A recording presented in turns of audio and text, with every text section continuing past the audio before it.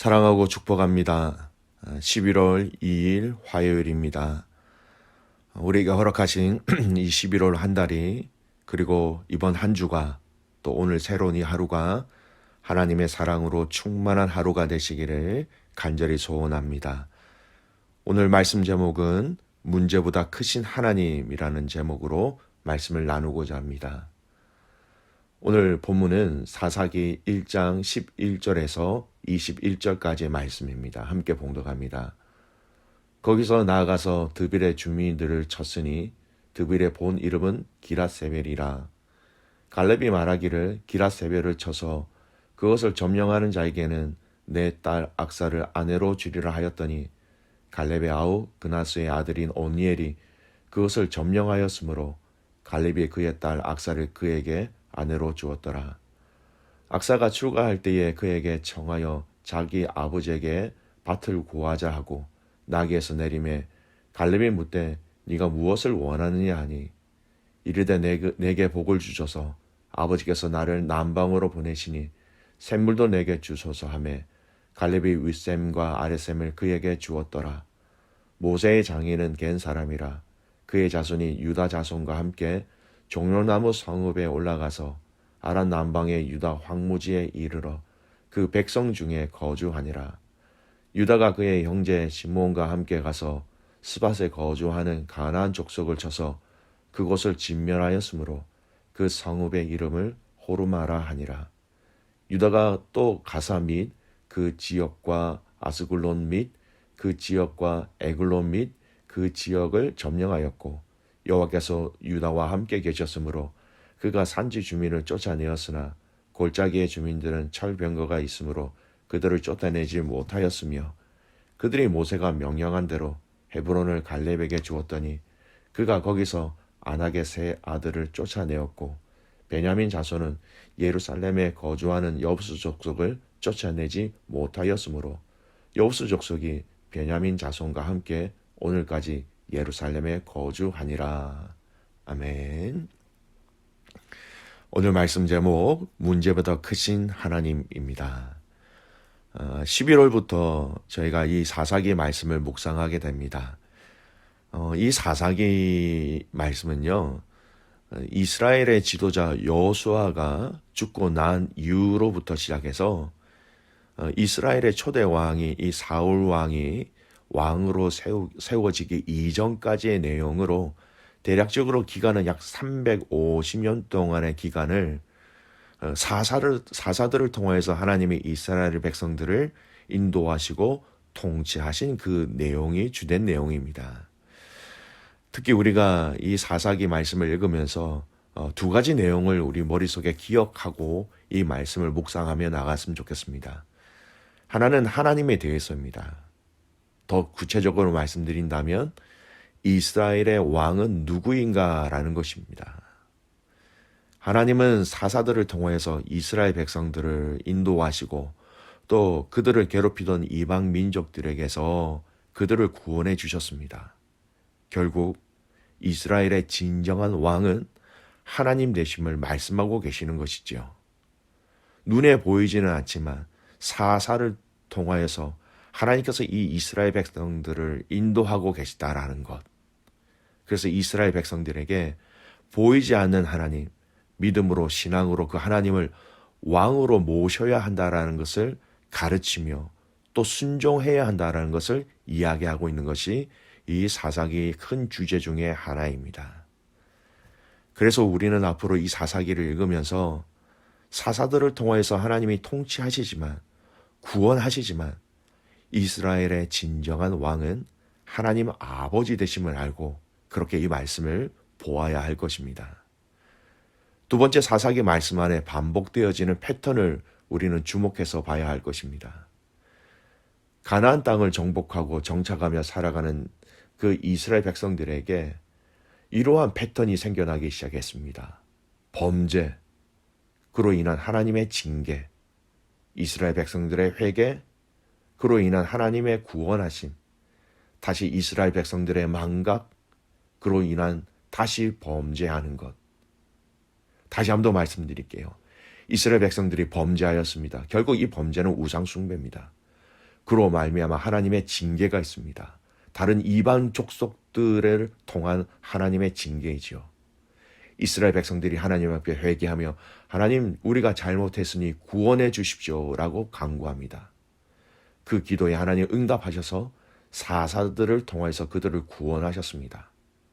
또 시간이 지난 이후에 이 하나님의 구원의 은혜를 망각하고 이스라엘 백성들은 다시 우상 숭배의 죄를 범하는 것이죠.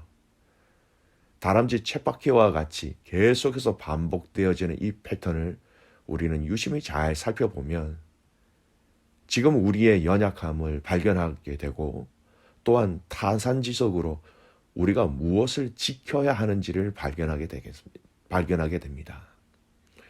오늘 이 패턴이 행여나 혹시나 우리의 삶에 이어진다면 여러분 이것은 끌어내야 할 그 다람쥐 쳇바퀴와 같이 계속해서 반복되어지는 그 부분들을 끊어내야 한다는 것을 분명히 말씀하시는 것이죠.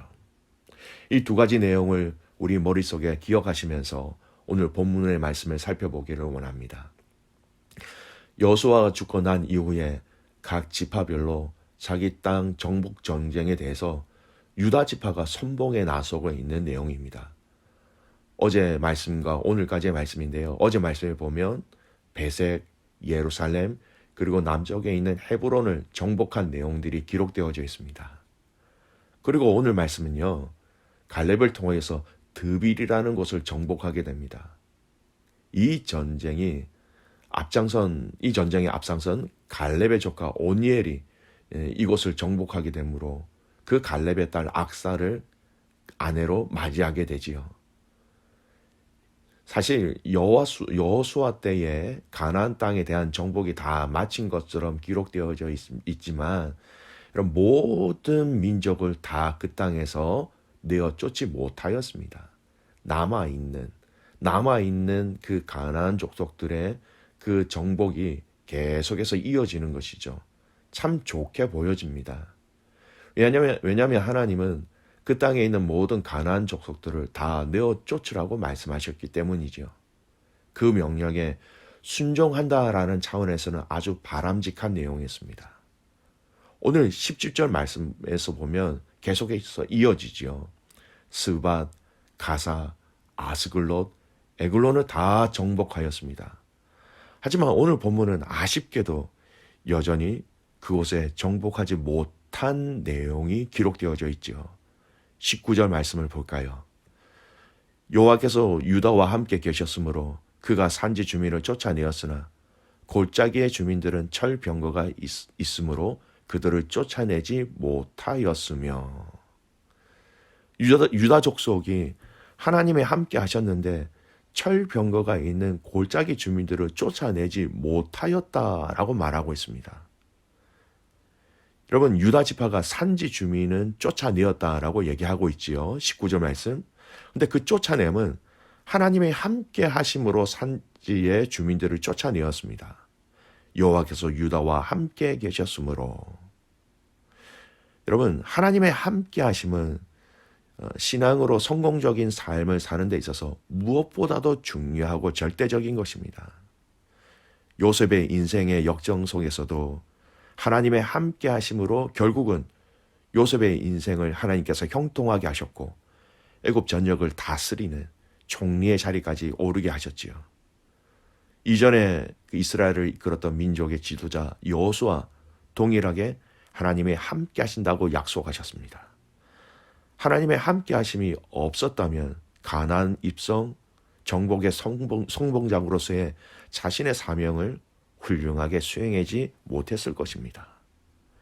산지의 주민들을 쫓아낸 것은 하나님의 함께 하심의 결과라는 것입니다. 그런데 이 함께 하심 가운데 유다 지파의 불순종이 보입니다. 유다 지파는 그들이 그 골짜기 주민을 쫓아내지 못하였다라고 얘기하고 있죠. 쫓아내지 못함에 대한 그 이유를 성경은 철병거라고 분명히 얘기합니다. 하나님이 함께 하셨음에도 불구하고 골짜기 주민이 철병거를 가지고 있다라는 그것 때문에 그들을 쫓아내지 못하였다라는 것이죠. 여전히 하나님이 함께 하셨는데도 불구하고 여러분, 하나님은 함께 하셨는데 그들이 힘을 쓰지 못한 것입니까? 함께 하신 하나님이 유다 지파를 도와주지 아니하셨을까요? 함께 하신 하나님이 힘이 부족하신 것이었을까요? 아닙니다. 여러분, 오늘 이 말씀은 유다 지파가 그 철병거를 보고 처음부터 그들의 마음이 무너졌고 정직한 시도를 하지 않았다라는 것을 보여주는 내용이에요. 그들 스스로 철병거를 가지고 있는 골짜기에 사는 그들의 삶을 보고 그들의 무기를 보고 그들의 강력함을 보고 마음과 생각이 이미 얼어 녹아버린 것이었습니다. 이미 그것을 정복하는 것을 포기한 상태가 되었다라는 것이죠. 하나님은 여전히 함께 하심에도 불구하고 그들은 실패하였다라는 것입니다. 그리고 오늘 본문의 21절 마지막에 보면 베냐민 지파도 그곳에 있는 여부수 족속을 쫓아내지 못하였다고 얘기하고 있죠. 21절 말씀 보겠습니다. 베냐민 자손은 예루살렘에 거주하는 여부수 족속을 쫓아내지 못하였으므로 여부수 족속이 베냐민 자손과 함께 오늘까지 예루살렘에 거주하니라. 여러분, 베냐민 지파에 하나님이 함께 하지 아니하셨을까요? 아니요. 하나님은 모든 이스라엘 지파들과 함께 하신다고 약속하셨습니다. 그 함께 하심에도 불구하고 그 땅에 남아있는 이방 족속들을 쫓아내지 못하였다라고 이야기하는 것이죠. 여러분, 오늘 이 말씀을 우리 삶에 잘 적용해 봅시다. 삶의 적용의 문제죠. 오늘 우리는 얼마나 많이 하나님께 하나님 함께 해 주십시오 그렇게 간구하고 기도하고 있습니까? 우리는 우리의 문제와 도전 가운데 하나님 함께 해달라고 간절히 그렇게 기도하고 간구하고 있지요. 하지만 그렇게 기도하지만 우리의 마음으로는 일의 결과를 우리 마음 스스로 미리 결론 내릴 때가 많이 있다라는 것을 돌아보게 합니다. 우리의 환경을 보고 우리의 상황을 보고 하나님 함께 해 주십시오라는 기도 가운데 우리가 그 하나님의 일하심의 그 영역들을 스스로 제한하게 한다라는 것입니다. 우리의 연약한 믿음으로 여러분, 우리는 하나님의 함께 하심을 통한 그 하나님의 일하심을 우리가 제한하지 않기를 바랍니다. 여기까지만, 우리가 할 수 있는 건 여기까지다. 예, 그 말이 맞습니다. 우리가 할 수 있는 것은 여기까지지만 하나님의 함께 하실 때에 하실 수 있는 그 제한은 우리가 결코 두어서는 안 된다라는 것입니다. 실제로 그들의 눈에 보여지는 철병거는 강력하고 크고 무서웠습니다. 그러나 하지만 이것보다도 더 크신 하나님이 우리와 함께하고 계시다라는 이 믿음의 눈이 우리에게 필요하다는 것을 오늘 이 말씀은 우리에게 말씀하고 있습니다. 믿음의 눈으로 본 것을 가지고 믿음으로 결단하며 나아가는 것을 우리에게 원하시고 계십니다. 사랑하는 귀한 믿음의 가족 여러분, 오늘 이 말씀,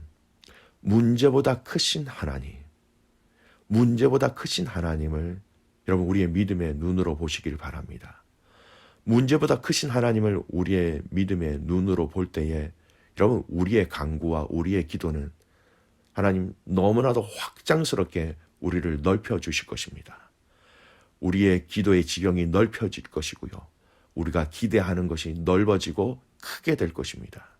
그리고 문제보다 크신 하나님이 우리와 함께 하시기 때문에 문제 앞에서도 우리가 하나님 앞에 담대하게 그 길을 걸어갈 수 있고 우리를 공격하는 사탄의 모든 그 공격 속에서 문제보다 크신 하나님으로 말미암아 감사와 기쁨과 즐거움과 하나님께 영광을 올려드릴 수 있는 것이지요. 오늘 이 하루, 이번 한 주가 또 이 사사기의 말씀을 묵상하는 이 묵상의 기간 동안 저와 여러분이 문제보다 크신 하나님을 뚜렷하게 발견하고 확신함으로 우리에게 주신 이 땅에서의 도전적인 삶을 승리로 살아내는 사랑하는 귀한 믿음의 가족들 되시기를 주님의 이름으로 축복합니다. 아멘. 기도하겠습니다. 하나님 아버지 감사합니다. 가나안 땅에 남은 그 모든 지파들을, 그 족속들을 쫓아내야 하는데 하나님, 쫓아내지 못한 그 스토리를 우리의 눈으로 보았습니다. 하나님, 이 스토리가 우리의 스토리가 되지 않게 하여 주십시오. 문제보다 크신 하나님을 바라봄으로, 문제보다 크신 하나님을 신뢰함으로, 문제보다 크신 그 하나님을 의지함으로 하나님 담대하게 달려가게 하시고 승리하게 하여 주시고 하나님 감사하게 하여 주시고 살아 승리하게 하여 주시옵소서. 여러 가지 문제들이 우리를 엄습할 때가 있습니다. 아버지 하나님, 함께 하시는 하나님, 그 함께 하시는 하나님이 그 모든 문제보다 크신 하나님을, 크신 하나님 되심을 우리의 눈으로 보게 하여 주시옵소서. 사랑하는 귀한 우리 선교사님들을 위해서 기도합니다. 우리 백부장님, 또 방아치아 선교사님, 하나님 함께 하셔서 그들의 사역과 그들의 섬긴 가운데서도 하나님 아름답게 크게 역사하여 주시옵소서. 우리의 믿음의 자녀들의 모든 삶 속에서도 동일하게 문제보다 크신 하나님을 발견하며 싸워 승리하는 우리의 자녀들, 그렇게 공부하는 아이들, 그렇게 살아가서 승리하는 여호와의 이름을 영광 올려드리는 귀한 자녀들 되게 하옵소서. 그렇게 행하신 하나님을 신뢰하며 살아서 역사하시는 예수 그리스도의 이름으로 감사하며 기도드리옵나이다. 아멘.